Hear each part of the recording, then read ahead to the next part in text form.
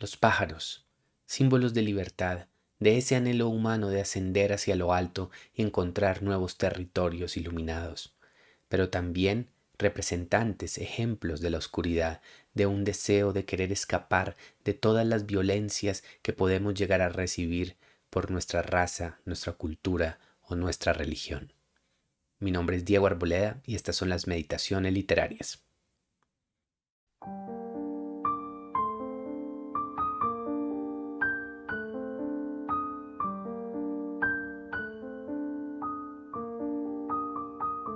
Albricias, albricias, queridos seguidores, bienvenidos, bienvenidas, como de costumbre, a esta su sección, las meditaciones literarias. En esta ocasión nos vamos a centrar en un autor de origen ucraniano, un autor nacido en la ciudad de Odessa, un autor que a lo largo de una importante parte de su cuentística celebró, indagó y exploró la riqueza, melancolía, poesía y tragedia de su cultura judía. Se trata de Isaac Emanuilovich Babel, un autor nacido en el año de 1894 y muerto en 1940. Babel es un autor bastante fascinante. Es un autor que vivió su infancia en un territorio marcado por la pobreza. Una ciudad como Odessa, que ya señalé, que durante muchísimo tiempo, desde las épocas de Catalina la Grande, fue parte de lo que se conoció como la zona de asentamiento. Quienes hayan visto algunos de mis videos anteriores, creo que específicamente aquel dedicado a Vasily Grossman, saben a qué me voy a referir. La zona de asentamiento, como señalé, es una región que se encuentra en lo que hoy conoceríamos como la Rusia occidental, en donde el pueblo judío fue forzado a vivir durante muchísimo tiempo. Era la única zona, el único territorio de toda la Rusia imperial zarista en donde los judíos tenían derecho a desarrollar sus vidas, el comercio y tener, pues digamos, más o menos una vivencia aceptable, aunque no se puede dejar o negar que existió una inmensa opresión, una gran violencia y que incluso en esta región había muchísimas limitaciones. El pueblo judío estaba sometido a un montón de reglas que buscaban claramente desde una perspectiva antisemítica limitar su posible desarrollo. Por darles un ejemplo, existían unas cuotas máximas de estudiantes judíos que podían estudiar ya fuera en los colegios, liceos o universidades, tanto de este territorio, de esta zona de asentamiento, como de otras partes de Rusia. Entonces ya se pueden imaginar lo que fue la infancia de Babel, una infancia que nació, creció o tuvo lugar en esta ciudad de Odessa que estaba profundamente marcada por este antisemitismo. Pensemos también en un niño brillante, un hombre que desde muy pequeño tuvo claro que buscaba tener algún impacto en el mundo de las letras o entrar a alguna universidad. Por tal razón, Babel, su padre, su familia, lo entregaron o lo forzaron a arduos estudios. Quienes hayan leído esta colección de relatos sobre la que voy a hablar el día de hoy, sabrán que existen varias historias sobre esa difícil infancia en donde este niño se vio obligado a aprenderse de punta a punta muchísimos poemas de grandes autores de la tradición rusa, textos clásicos, etcétera, para así asegurar uno de los muy pocos cupos que había en los colegios. Así fue la vida de Babel, un muchacho muy brillante que desde el principio, a través de esta inmensa capacidad de memoria, logró entrar en estos espacios, aunque hay que señalar que una vez creció no se le permitió estudiar en la Universidad de Odessa, sino que tuvo que encontrar otros espacios. Pensemos también en una persona que desde muy joven tuvo un contacto con otro autor que ya he mencionado en estas meditaciones, Máximo Gorki. ¿Sí? Un autor que fue famoso en su época por celebrar o exaltar las vidas de los campesinos, de los proletarios, de las personas más humildes, más sencillas y antes mal llamadas periféricas de la sociedad rusa. Babel se emocionó por la lectura de textos de Gorky, después conoció a Gorky y esa comunicación con este gran autor fue una inmensa inspiración para él, porque él se dio cuenta que lo que quería era justamente expresar a través de sus historias algunas de esas experiencias que él había tenido de niño, esos ricos mundos de lo que Gorky llamaría los bajos fondos, que pues obviamente no son solamente bajos, sino en un sentido popular, estos universos populares de ladrones, de artistas, de violinistas, de músicos, de artesanos, de pensadores de todo tipo, ¿sí? De abogados, de místicos, en donde él había crecido, esos barrios populares que luego habrían de volverse muy célebres, como señalé en su cuentística. En particular, el día de hoy nos vamos a centrar en un relato que se llama Historia de mi Palomar, perteneciente a la colección Historias de Odessa, que fue publicado originalmente entre los años de 1923 y 1924.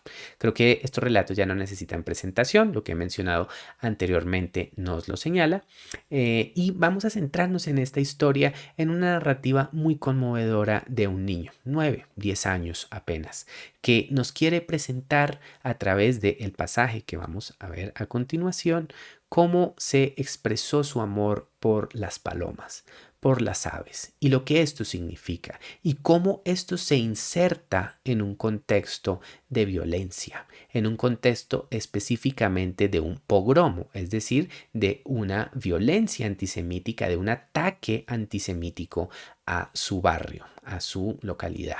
¿Sí? Vamos a ver cómo se conectan estas imágenes. Es un pasaje inmensamente conmovedor, arrastrado, lleno de poesía. Uno de esos pasajes en los que lo alto y lo bajo se entremezclan de una manera extraordinaria y en donde creo que podremos ver a través de los ojos de este niño todas las dolencias y la poesía y el dolor de este universo. Así que vamos adelante.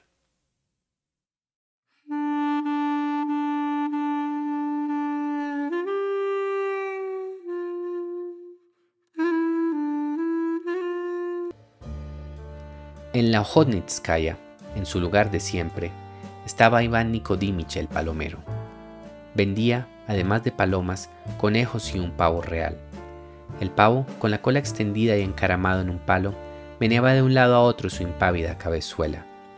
Tenía una pata atada con un cordel. El otro cabo estaba cogido con la silla de mimbre de Iván Nikodimich.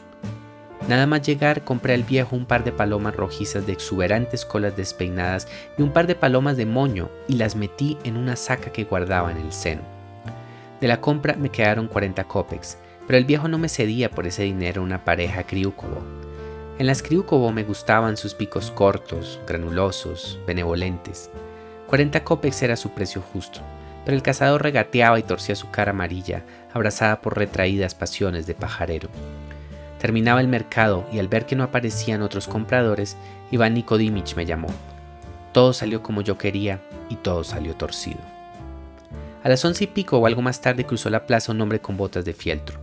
Caminaba ligero sobre sus piernas hinchadas y en su cara borracha ardían ojos entusiásticos. Iván Nikodimich, dijo al pasar al lado del pajarero. Deje las herramientas. En la ciudad los hidalgos de Jerusalén reciben la Constitución. En la Rivna ya el viejo Babel lo dejaron en las últimas. Lo dijo y pasó ligero entre las jaulas como el labriego que camina descalzo por el lindero. Mal hecho, musitó Iván Nikodimich a las espaldas del caminante. Mal hecho, gritó con mayor severidad. Recogió los conejos y el pavo real y me dio las palomas Kriukovo por 40 kopecks. Las metí en el seno y observé cómo la gente abandonaba la Ojotnitskaya. El último se iba el pavo real sobre el hombro de Iván Nikodimich. Iba como el sol en el húmedo cielo otoñal, como julio en la orilla rosada del río, un julio incandescente entre alta hierba fresca. En el mercado no quedaba nadie y los disparos retumbaban cerca. Eché a correr hacia la estación, crucé un jardín que se volcó en mis ojos e irrumpí en un callejón desierto con firme de tierra amarilla. Al final del callejón estaba en su silla de ruedas el cojo Makarenko, que en su silla recorría la ciudad vendiendo tabaco. Los niños de nuestra calle le compraban tabaco, los niños le querían y yo corrí por el callejón hacia él. Makarenko, dije con la respiración entrecortada por la carrera y acaricié el hombro del cojo. ¿Has visto a Shoil? El mutilado no respondió. Su cara tosca hecha de grasa roja, de puños y de hierro, transparentaba. Se removía nervioso en la silla. Katiusha, su mujer, volvió hacia él su fofo trasero mientras clasificaba los objetos apilados en el suelo. «¿Qué has contado?», preguntó el cojo y reclinó todo el cuerpo como si de antemano no pudiera soportar la respuesta. 14 polainas, dijo Katiusha sin incorporarse. 6 fundas de mantas, ahora cuento las cofias. «¡Cofias!», gritó Makarenko. Se le cortó la respiración y emitió algo así como un gemido. «Está visto, Katerina, que Dios me señaló a mí para responder por todos. La gente lleva el lienzo por piezas, la gente se lleva lo bueno y nosotros cofias». Así era. Por el callejón pasó corriendo una mujer de hermosa cara encendida. Llevaba un manojo de feces en una mano y una pieza de paño en la otra. Con voz feliz y desesperada llamaba a los hijos extraviados. Arrastraba el vestido de seda y la chaqueta azul tras su cuerpo veloz y no oía a Makarenko que la seguía en su silla.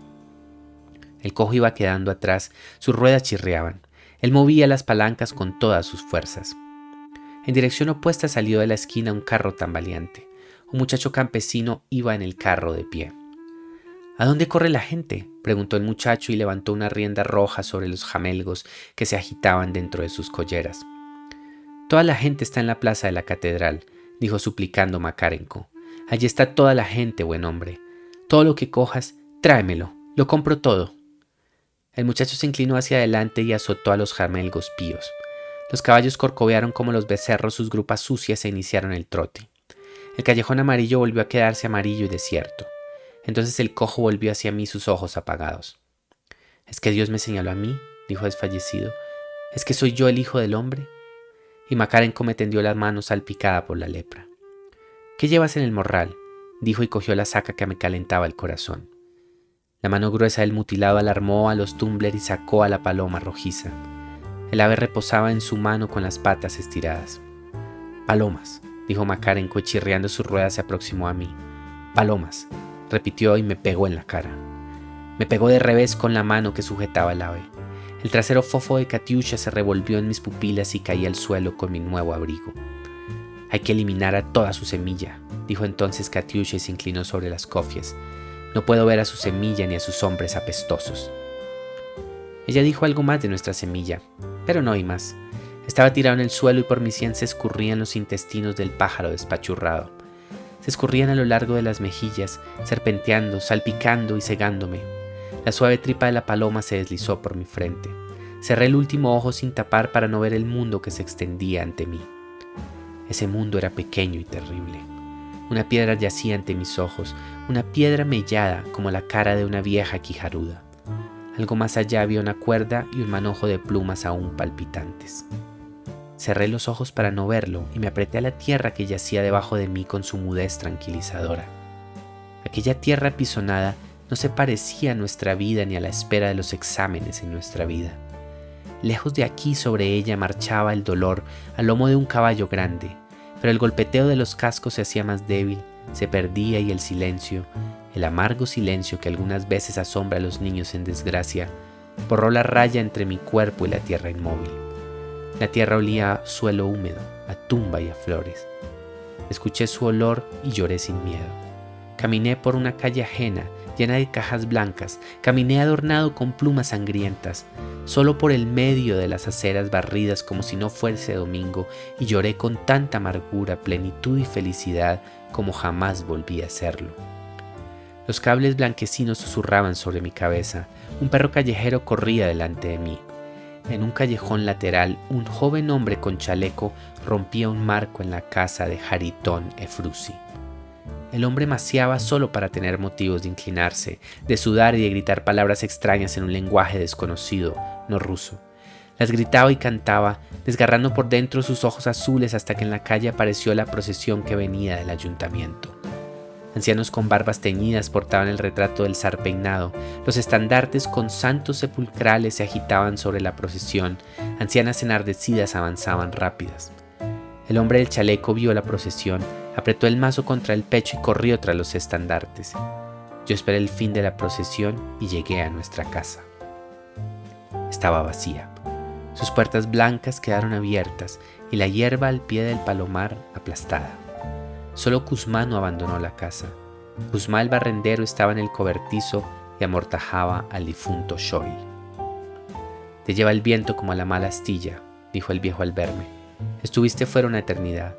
El pueblo se cargó a tu abuelo. Ya lo ves». Kuzma gimoteó, se revolvió y sacó de la bragueta del abuelo una perca.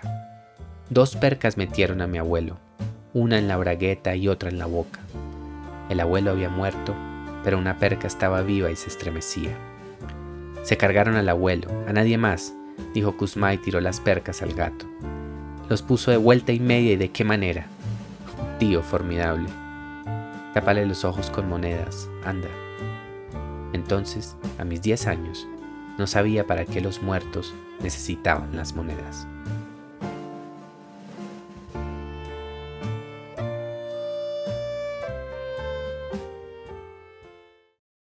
Para entender el pasaje que acabamos de leer, es indispensable que nos remontemos al año de 1905, año particularmente inquieto para la historia de Rusia, un año donde tuvo lugar una revolución fallida que fue originada, entre otras razones, por los fracasos militares que tuvo el ejército ruso en la guerra ruso-japonesa del año 1904-1905, por las inequidades y violencias del régimen zarista de Nicolás II, por la falta de posibilidades económicas entre el campesinado y el proletariado ruso y bueno, otras razones.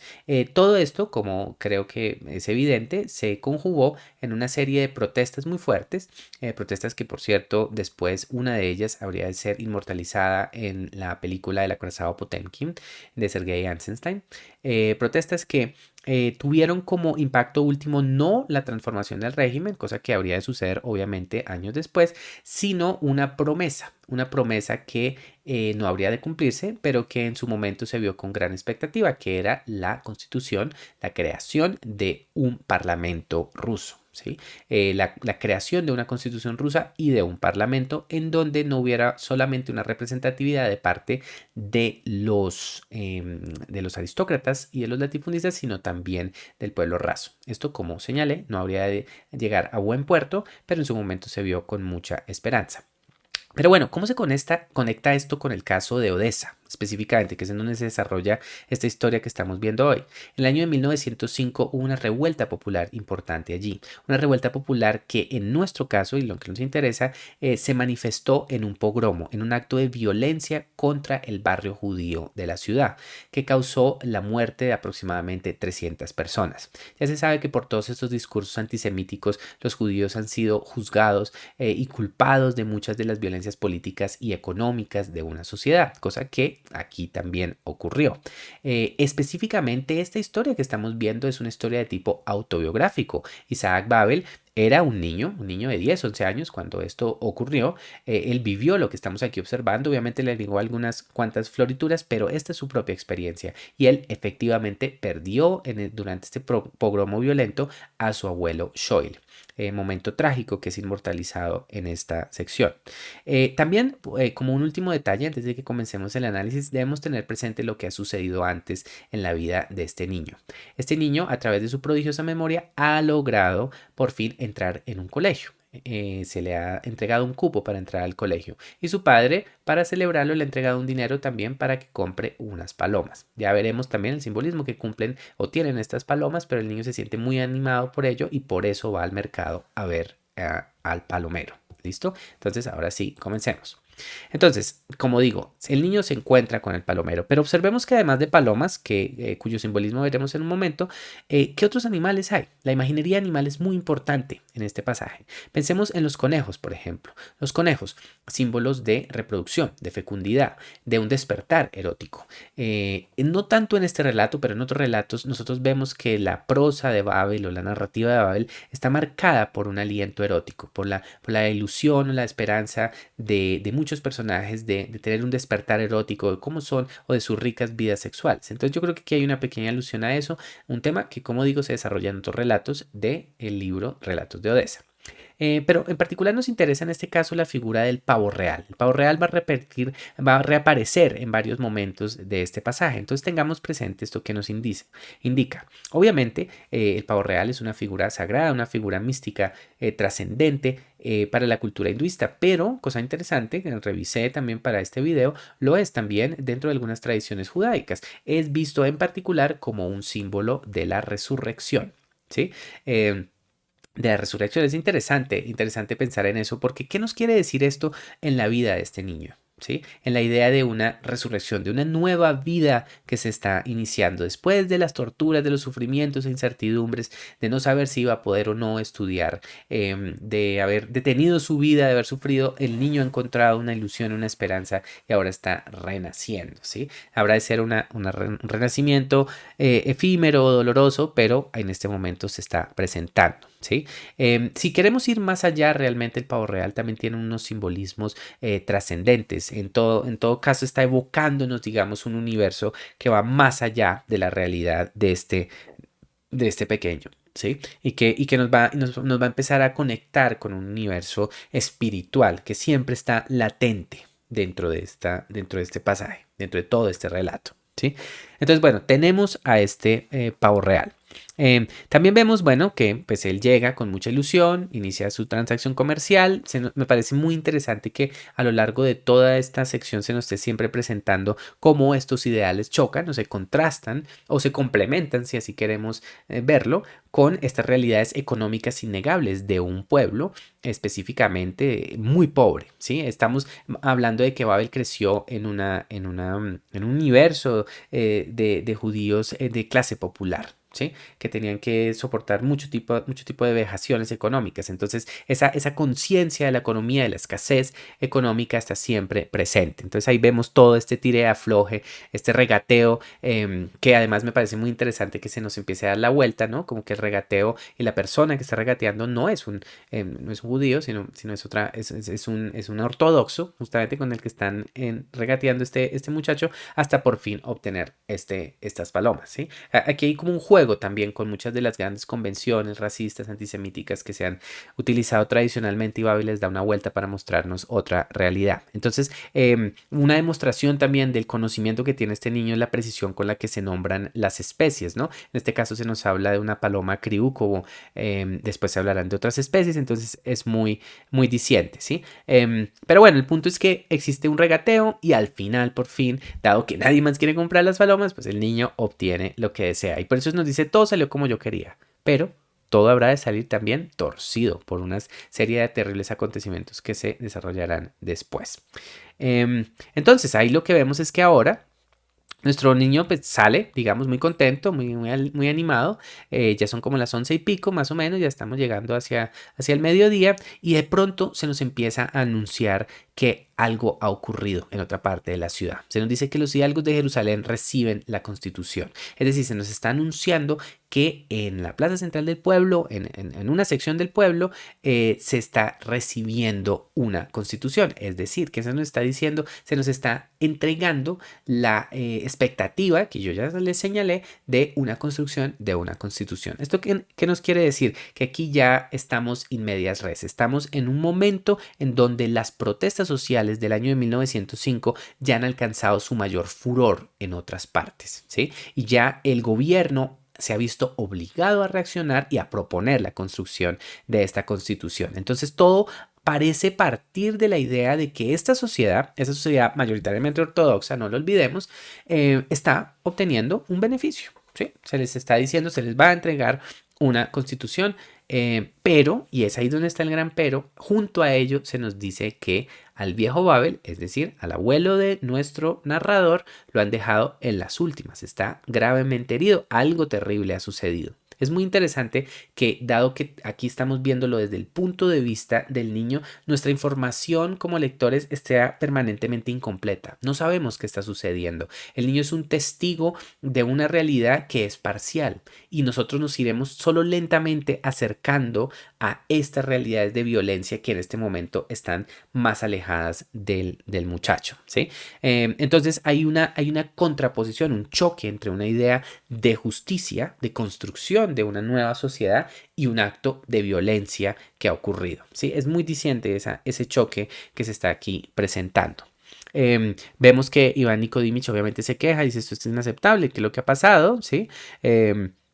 Porque se han violentado, digamos, a esta persona y se va, digamos, como que ya empieza a guardar sus cosas porque sabe que la violencia se acerca. Aquí una vez más los ojos de este niño observan con maravilla a este pavo real. Miremos qué bellas imágenes nos propone aquí el narrador.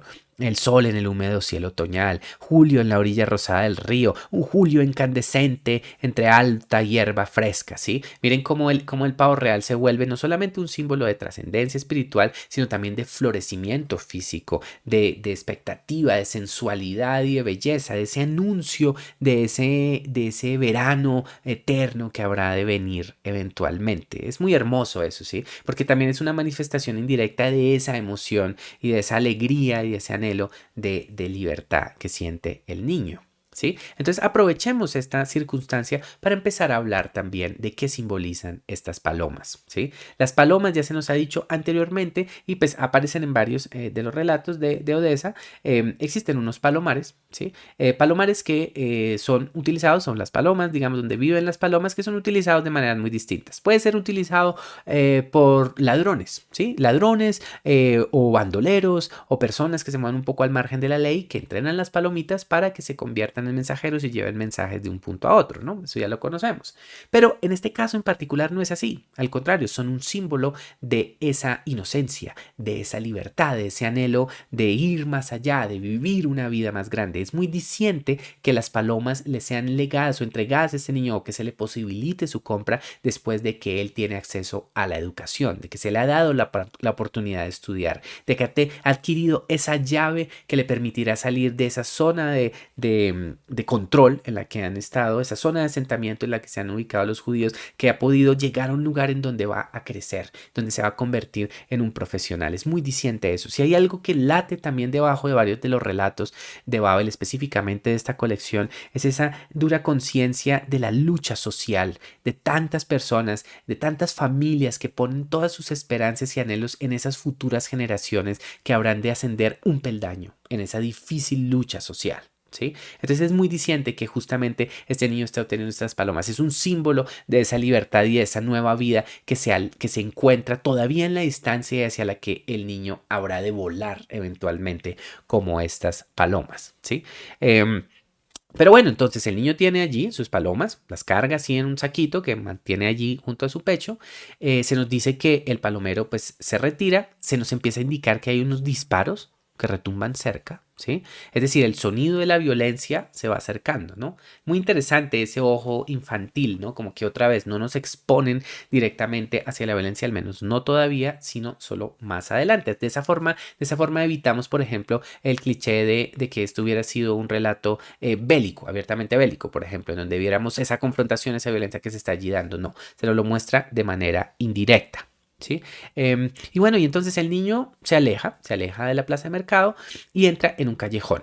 ¿Sí? Un callejón es muy diciente. Estamos hablando otra vez de un barrio de clase popular, unas calles a veces abandonadas, solitarias, llenas de pobreza. Y entonces aquí este muchacho entra en este callejón y se encuentra con un cojo, el cojo Makarenko. ¿Sí? El cojo Makarenko, que como se nos dirá en un momento, pues está casado y es otro hombre, otra persona más de este barrio que es amado por los niños. ¿Sí? Los niños le quieren y más o menos lo respetan o juegan con él y pues este hombre allí se encuentra, el cojo. ¿Sí? Se nos dice que está en una silla de ruedas y que vende tabaco. ¿Sí? Aquí quiero señalar de una vez que también por las alusiones del texto se nos va a decir que Makarenko y su esposa posiblemente son ortodoxas también, ¿sí? O que pertenece por lo menos a otra familia, otro contexto del de nuestro protagonista, por razones que veremos en un momento.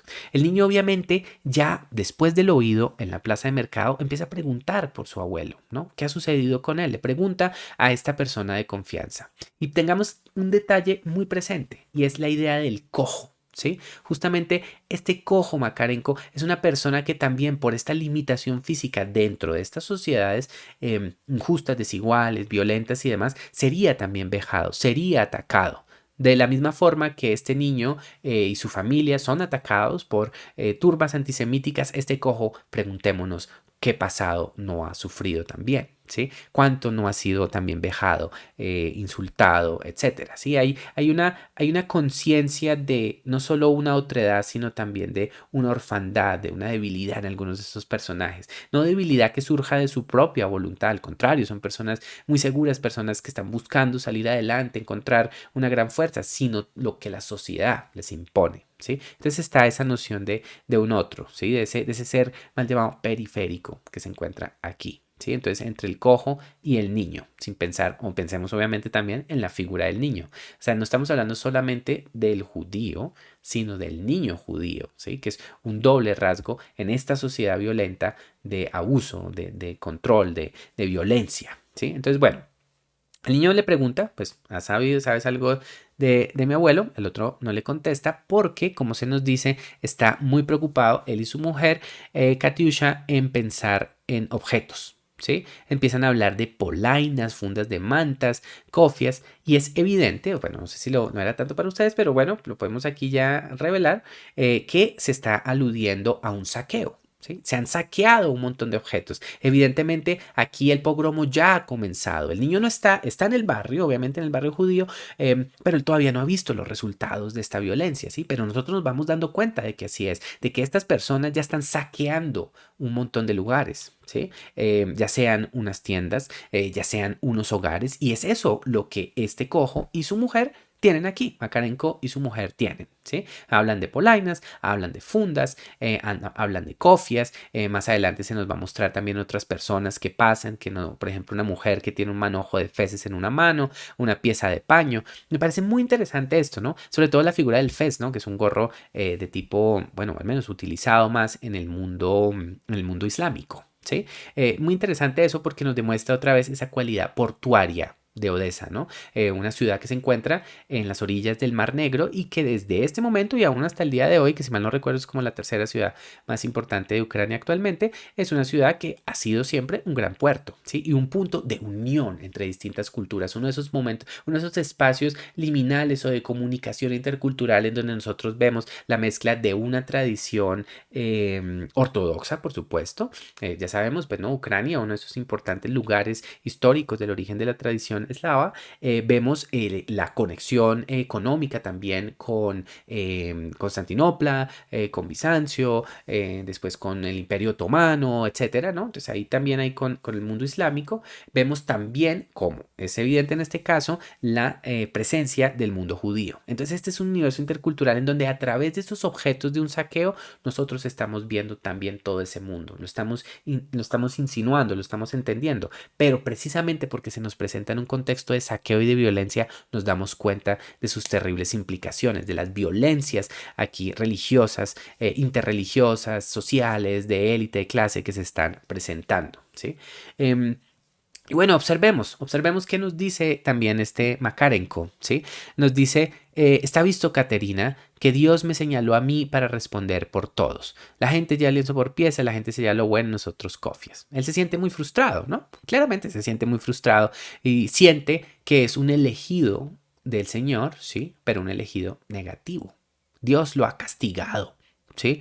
Se siente tal vez, está pensando como una figura, vamos a aplicarla, ¿no? La del judío errante, la figura trágica, el hombre atormentado, que Dios ha señalado, si lo queremos pensar tal vez como un Job, ¿no? Castigado, violentado, ¿no? por esta situación económica, porque él no tiene, ¿sí? No, y por eso es que él está sufriendo. Vamos a ver también otras posibles alusiones que nos refleja esto un poquito más adelante. Pero en todo caso, él se siente marcado, signado, ¿sí? Como este hombre sufriente que no tiene todo lo que desea. Como digo, él no es el único, se nos habla también de otras personas que ya han aprovechado todo este caos para saquear, ya señalé que pasa una mujer con otros objetos, hay un paño, se nos habla también que hay un joven que llega en dirección opuesta y pregunta qué es lo que está ocurriendo, qué es lo que está pasando, ¿sí? Y este muchacho, perdón, Makarenko le dice, en la catedral están todo el mundo está allá y todo lo que obtengas, tráelo, tráelo, tráelo. Entonces miren también, otra vez, qué importante e interesante imagen, ¿no?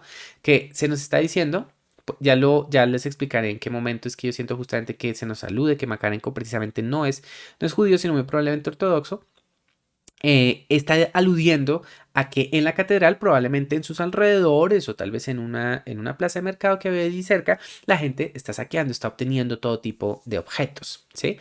Diciente que se nos hablen de la plaza de la catedral, sobre todo desde la perspectiva narrativa de un niño judío, ¿no? Se le está dando una inversión a eso, se nos está haciendo también un comentario crítico también a la violencia que esconde también este pensamiento religioso, ortodoxo, ¿sí? Ahí hay una crítica velada, pero siempre presente también a los efectos de esta violencia, que sea justo al lado de la catedral donde se estén dando todos estos desmadres y violencias, ¿sí? Y miren también qué interesante cómo es justamente este Cojo Makarenko, a quien, insisto, muy probablemente es ortodoxo, él es quien quiere guardar, el que quiere obtener un montón de objetos, quiere comprarlos y seguramente para luego revenderlos a un muy buen precio. ¿Sí ven? Otra vez están jugando también con las expectativas antisemíticas que seguramente muchos lectores tendrían en el momento en que este relato fue realizado, ¿no? Darle una vuelta y mostrarnos que estas realidades de necesidad económica son también muy presentes. Y es que tengamos presente un detalle muy importante, y es que incluso si nosotros dijéramos que varios de los personajes que son usureros o que son explotadores o que están, sí, como también yendo al extremo, llevando al extremo también el control económico y demás, aun si estos personajes en un caso posible hipotético, fueran judíos, yo creo que alguna cosa muy importante que hace Babel es también mostrarnos el contexto de donde surge esto, que es un contexto de opresión política permanente, personas que han estado obligadas a vivir durante mucho tiempo en esa zona de alejamiento, en esa zona distinta, personas que por una falta de posibilidades económicas se ven obligadas también a recurrir a estos recursos, ¿no? A estas necesidades de usura, de control, etcétera, ¿no? Entonces ahí también hay todo un tema, ¿no? Un tema de clase que siempre está rondando y que me parece muy poderoso que Babel siempre presente, ¿sí? Nos muestra la realidad de muchísimas poblaciones judías que vivían en la absoluta miseria, ¿sí? Y que dolorosamente nos empieza a recordar o hacernos pensar en todos esos pueblos, en todas esas millones de personas que horriblemente habrían de morir durante el holocausto nazi, ¿sí? Aquí hago un paréntesis, y Babel jamás alcanzó a ver el holocausto. Él murió en el año de 1940, fue fusilado, asesinado y fue víctima de las purgas de Stalin que tuvieron lugar en la década de los 1930. Su final fue bastante trágico. Entonces, volviendo al relato, entonces aquí lo vemos que, pues sí, está ocurriendo algo, esta persona dice, compro, yo compro, yo compro, sale, vemos que pues el muchacho sigue allí adelante. Una vez más, Makarenko se queja, dice, es que Dios me señaló a mí, es que soy yo el hijo del hombre. Él ya ha levantado su imaginería simbólica, ¿no? Ahora está hablando que él es el hijo de Dios, es decir, yo soy como un Cristo, ¿sí? Yo soy el nuevo Cristo que habrá de sufrir y ser crucificado, ¿no? Porque no estoy obteniendo estos beneficios materiales que los otros tienen, ¿sí?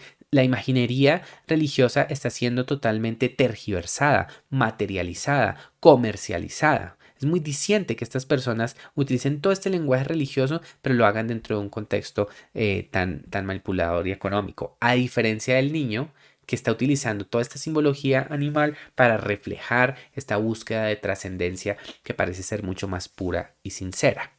Y es diciente también, siguiendo esto que estoy diciendo, que sea justamente este el instante en donde esta persona se acerca y le dice al niño, ¿qué es lo que tú tienes ahí? ¿Qué tienes?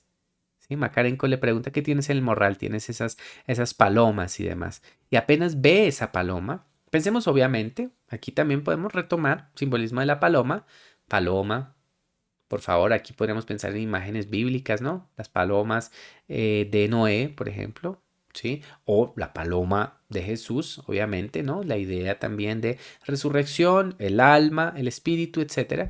Es muy diciente que este hombre que se está comparando de manera, podríamos decir, así, blasfema o grotesca con el Hijo del Hombre, con Jesús, en ese momento él sea quien violente a estas palomas, ¿no?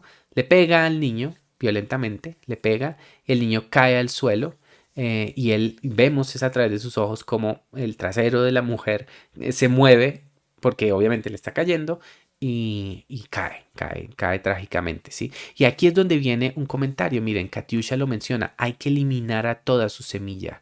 No puedo ver a su semilla ni a sus hombres apestosos. Es evidente que ahora sí estamos en medio de este pogromo, de este gesto antisemítico y violento en contra de esta cultura, ¿sí? En contra de esta religión. Aquí lo vemos claramente, donde estas personas se están posicionando y diciendo deberíamos matar a todas estas personas, asesinarlos.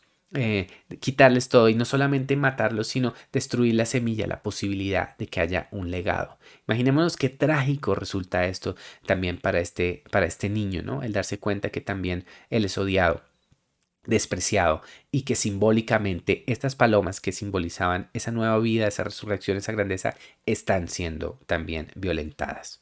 Y no solamente violentadas, sino que están muriendo de una manera trágica. ¿Sí? El niño se nos dice que cae aquí y trágicamente en su caída por llevar a sus palomitas tan pegadas al pecho, él mismo las aplasta. Imagínense qué dolor de este niño que estaba lleno de ilusiones, que estaba seguro de que a través de estos animalitos iba a conseguir como un cumplimiento simbólico de ese anhelo de grandeza y de futuro educativo que él tenía y ahora esto ha muerto, ¿sí? Es muy doloroso eso, ¿sí? Y vemos cómo es una imagen muy fuerte, ¿no?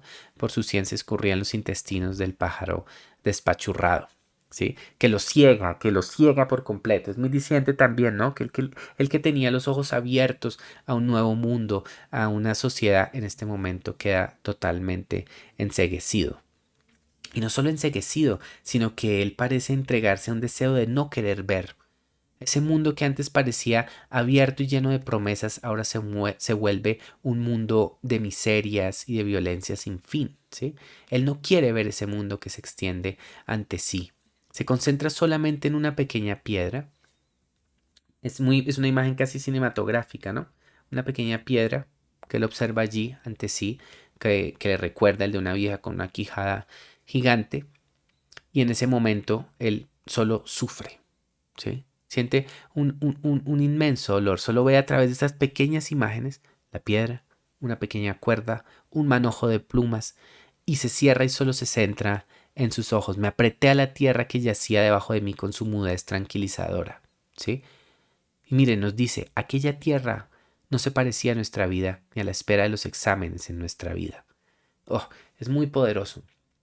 Es muy poderoso porque juega otra vez con el eco del éxodo, el eco de la orfandad, una orfandad que trasciende a un orden familiar y se vuelve un orden espiritual, ¿sí? Pensemos en cuanto dentro de la misma tradición judía, la idea del pueblo elegido que ha sido exiliado de su tierra, ¿sí? Que no podrá volver durante muchos siglos a esa tierra prometida, ¿sí? Que busca desesperadamente ese mundo, que tiene esa permanente conciencia de una ausencia de su tierra, ¿sí? De la necesidad de una tierra a la cual ha sido exiliado. Y por eso es muy diciente que justamente ahora la imagen sea la de un niño que cae entre esta tierra, cierra los ojos, se entrega a su mudez tranquilizadora, quizás la esperanza de un arraigo, ¿sí? En un mundo de desarraigo, y nos dice que esa tierra apisonada no se parece a nuestra vida, no la conecta con esa vida, ni tampoco a la espera de los exámenes, es decir, la espera de ese futuro arraigo. Es como si de pronto esta tierra adquiriera una cualidad ambivalente. Por un lado, parece protegerlo de los horrores del mundo, pero por el otro también le recuerda que él no termina de pertenecer. ¿Quién es él? ¿Dónde debería estar este niño? Y, por extensión, su familia, su sociedad, su religión, su mundo. ¿Dónde está? ¿Sí? Hay una noción de dolor muy poderosa aquí, ¿sí? Y por eso está también esta alusión a un caballo en la distancia, ¿no? Un caballo que marcha así, sonido militar, una sensación de, sí, de angustia, que otra vez nos empieza a evocar toda esta cacofonía de sonidos que lo rodean y que demuestran otra vez ese caos del pogromo, de esta violencia que se está allí dando, ¿sí? Él piensa, es una figura casi apocalíptica, ¿sí? Una figura que nos evoca ¿sí? Un fin del mundo, una gran tragedia, donde escuchamos el casco los cascos de los caballos, un amargo silencio y unos niños en desgracia, ¿sí? Yo me pregunto, ¿no son los niños en desgracia o es también esta sociedad judía violentada que también sufre profundamente, ¿sí? Y es por eso que esta tierra, en últimas, como vemos aquí, se convierte en una tumba. Dice que olía a suelo húmedo, a tumba y a flores, ¿sí? Es una sensación de muerte. Miren qué poderoso es este pasaje, cómo hemos empezado con una presencia de unas aves, una alusión de lo supremo, de lo superior, de lo aéreo, y ahora hemos caído en una tierra húmeda que nos recuerda la muerte. Y es por eso que este niño llora, ¿sí? Llora sin miedo, pero llora, ¿sí? Hay un dolor aquí también. Es una cosa interesante, poderosa. Entonces, es como hemos caído en la sombra, ¿sí? En esta incertidumbre. Y ahora es por eso que el niño empieza a caminar, ¿sí? En esta calle ajena, llena de cajas blancas, ¿sí? Otra vez, otra evocación de muerte, plumas sangrientas por doquier, unas aceras barridas, como si no fuese domingo, ¿sí? ¿No es muy diciente eso también? En un fin de semana, en un día de reposo, se convierte todo ahora es en una gran incertidumbre. Todo nos sugiere una evocación de muerte, de dolor aquí presente, ¿sí? Em, no solamente eso, vemos ahora un perro callejero que corre de aquí para allá y vemos a un joven que está arrancando el marco de una casa, ¿sí? Se nos dice que está arrancando el marco de una casa de Haritone Frusi, un vecino probablemente otro judío. Este hombre lo está arrancando y está maceando. Es muy diciente también, como que la noción del desarraigo se expresa también en la destrucción del espacio doméstico, del hogar, que está siendo arrancado, que está siendo apropiado por otro ser. ¿Sí? Se nos habla que este hombre está maceando, así cogiendo con un mazo y destruyéndolo todo, y habla en un lenguaje desconocido, no ruso. ¿Sí? ¿Dónde es? ¿Cuál es su lenguaje? No lo sabemos. No se nos lo dice directamente. Yo creo que es bastante improbable que se trate de Yiddish porque el niño lo comprendería o por lo menos tendría una intuición de que se trata de ese lenguaje. No. Yo creo que nos muestra otra vez esa riqueza multicultural de Rusia que en estos momentos de violencia se convierte nada más que en una manifestación de oposiciones culturales muy violentas. ¿Sí? De prejuicios que se atacan y se destruyen entre sí. ¿Sí? Cuando por un prejuicio de unas élites. Se construyen estos guetos, estas separaciones, estas divisiones entre sociedades. El resultado solamente es la violencia, ¿sí? Es una imagen muy potente que creo que sigue resonando tristemente en nuestro mundo de hoy también. Y no solamente en el mundo judío, en el mundo ruso, en el mundo eslavo, sino en muchos mundos, ¿no? Pensemos también cómo muchas élites, muchas fuerzas también han utilizado para su favor los prejuicios existentes dentro de la sociedad para generar más desunión, más violencia, más destrucción de un tejido social. ¿Sí? Y eso es lo que aquí observamos. Qué doloroso es descubrir que esta tierra odesa, que debería ser también un símbolo de multiculturalidad, se convierte ahora es en un símbolo de muerte, ¿sí? Y de aniquilación y de alienación. Y miren, para rematar eso, entonces tenemos no solamente eso, sino que esta persona que estaba destruyendo se acerca de pronto a una procesión que viene del ayuntamiento, ¿sí? Una procesión. Aquí hay una evocación también, otra vez cristiana ortodoxa. Unas personas que cargan el retrato del zar y unos estandartes con santos sepulcrales, ¿sí? Que van avanzando enardecidas. La imagen otra vez adquiere una cualidad casi que de pesadilla apocalíptica. Estas personas que cargan orgullosas la figura del zar, que cargan estos santos mientras se encuentran totalmente enardecidos. Y este hombre que está destruyendo el hogar los sigue. ¿Sí? ¿Qué nos dice esto sobre el peso de esta procesión? Lo que nos evoca también ese valor demoníaco, destructivo, dañino. ¿Sí? Ahí otra vez, de una manera sutil, el narrador, Babel, nos está mostrando una crítica potente también a la fuerza de estos símbolos de autoridad, de una autoridad, digamos, terrena que representa el zar y esa autoridad de estos santos trascendentes y religiosos que en últimas solo están manifestando también la torpeza, la estupidez, la ignorancia y la violencia de esta sociedad. Muy potente, ¿no? También utilizar esa imaginería para darle una vuelta y mostrarnos lo que esconde también. Poderoso, poderoso, poderoso ese momento, muy, muy triste, muy, muy traumático realmente. Y es justamente después de que pasa esta procesión, de que nosotros vemos ese otro mundo, de que se nos señala también la hipocresía de este universo espiritual, que el niño regresa a casa, ¿sí? Regresa a la casa de su abuelo y encuentra al barrendero del hogar que está amortajando a su abuelo. Es un momento de gran sufrimiento en donde el niño descubre que no solamente el abuelo pues había sido violentado, sino que ha sido brutalmente asesinado. ¿Sí? Qué momento tan triste después de todo eso. Este niño que había puesto sus ilusiones en estas aves, en esta libertad, ahora lo ha perdido, ha sufrido, ha llorado y encuentra a su abuelo muerto. ¿Sí? Pensemos también en el impacto que esto tiene en la ruptura de un orden generacional, en esta idea de que la familia, la herencia que yo ya señalaba, que es tan clave también en esta idea de un ascenso, de un avanzar de una escala, de un punto a otro, ahora se convierte, se ha roto, ¿sí? Se ha destruido esta herencia, este contacto con el pasado. Yo no puedo dejar aquí de evocar no solamente las violencias que se han cometido contra el pueblo judío, sino con tantas minorías, en donde precisamente por estas violencias prejuiciosas se han destruido la conexión de muchas personas con su propio legado, con su propio pasado. Hay algo muy, muy triste, muy conmovedor y muy, sí, muy doloroso en todo esto.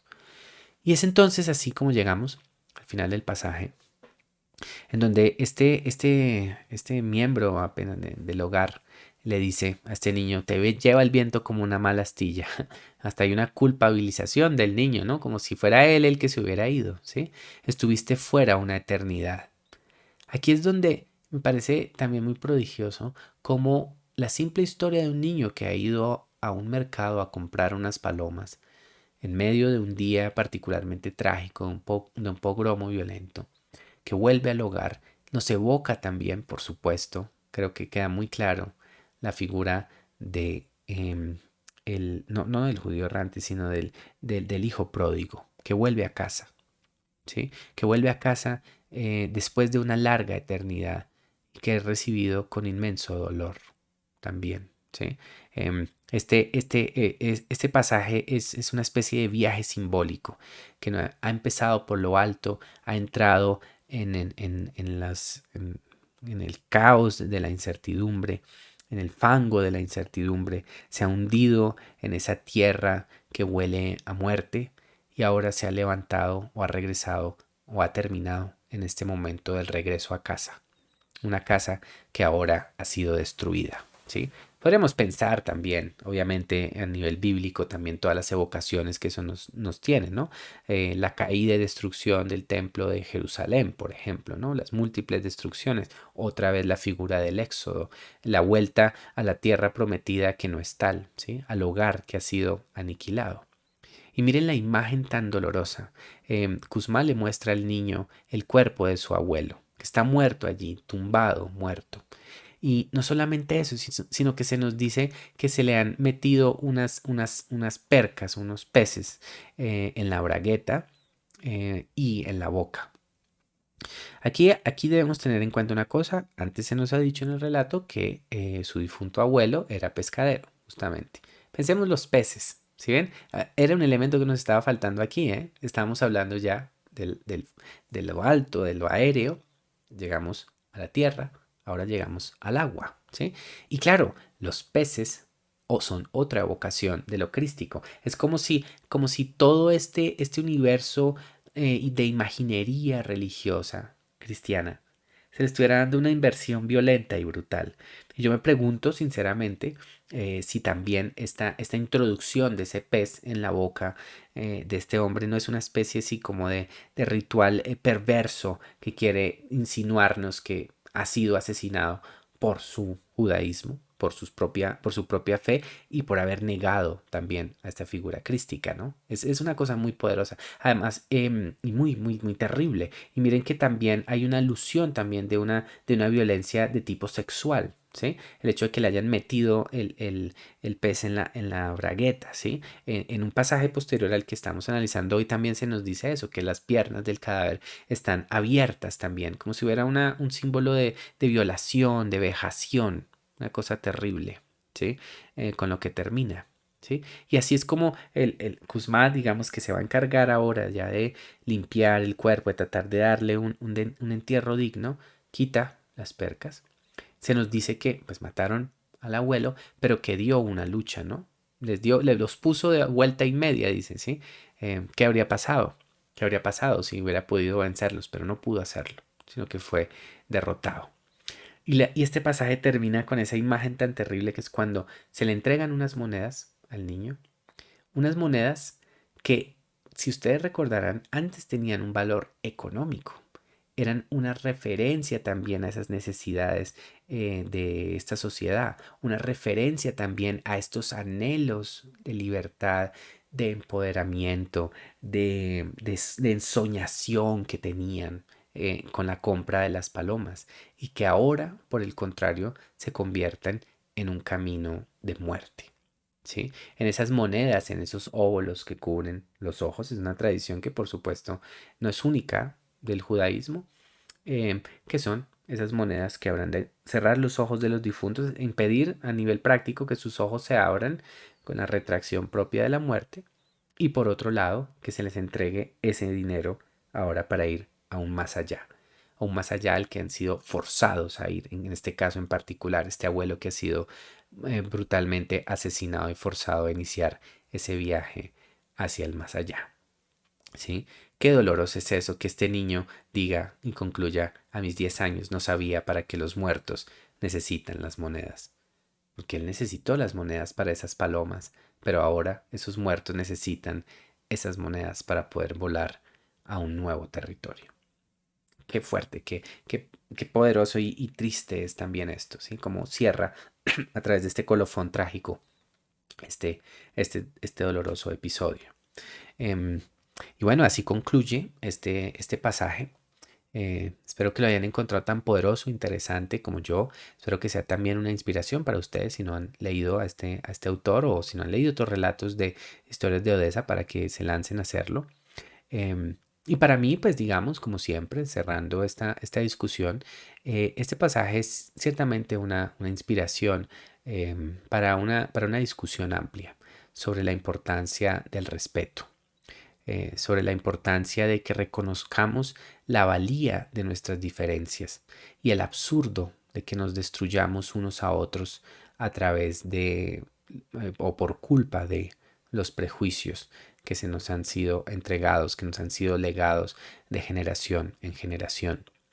Un poco después del pasaje que les mostré el día de hoy, este mismo Kuzma dice allí, le dice al niño, qué doloroso es que así sea con los rusos, ¿sí? Que los rusos hayan destruido esto. Es un mensaje potente, un mensaje que por supuesto sigue resonando hoy en día, ¿no? Que existan esas brutales violencias producto de oposiciones que en últimas, pues sí, han sido unas construcciones impuestas por élites, por intereses que nos trascienden.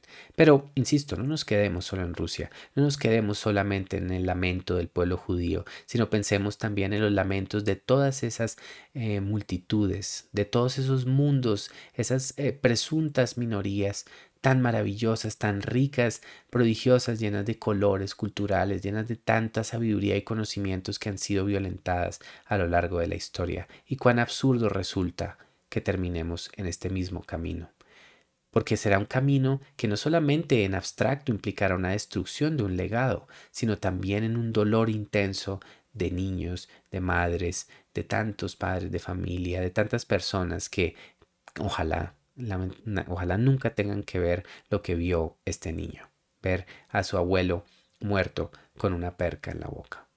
Que sea una enseñanza también para que evitemos esos caminos de violencia y aprendamos a ver de una forma más poética y poderosa la posibilidad de una unión social que nos permita simbólicamente todos nosotros poder revivir esas palomas, lanzarlas al vuelo y entregarnos como ese niño que observa al pavo real a pensar no solamente en una resurrección espiritual, en un más allá, sino en un aquí presente de una sociedad. Muchas gracias. Mi nombre es Diego Arboleda. Estas son las meditaciones literarias y hasta una próxima ocasión.